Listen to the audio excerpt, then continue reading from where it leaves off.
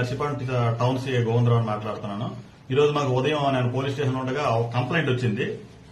Complaint దాంట్లో గీతంరాజు గారు ఆయన హైర్ బస్సులు నడుపుతున్నారంట. ఒక 5 హైర్ బస్సులు మన ఏపీఎస్ఆర్టీసీకి పెట్టడం జరిగింది. అందులో మనకి తుని టు నర్సీపట్నం తిరిగే ఒక బస్సు మిస్ అయిందన్నట్టు ముందు మనకి తెలియపరిచారు.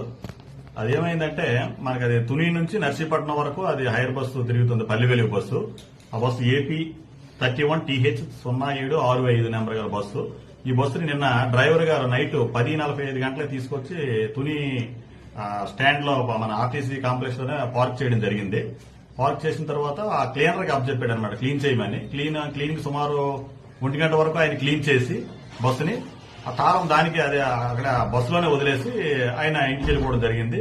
మళ్ళీ నెక్స్ట్ ఈ రోజు ఎర్లీ మార్నింగ్ 4:30కి వేరే ఒక డ్రైవర్ వచ్చి చూసేసరికి, అంటే నెక్స్ట్ 5 గంటల బస్సు స్టార్ట్ అవ్వాలి, 4:30కి ఆ డ్రైవర్ వచ్చి చూసేసరికి ఆ పార్కింగ్ ప్లేస్ లో బస్సు లేదు అనేసి వెంటనే ఓనర్ గారికి చెప్పడం జరిగింది.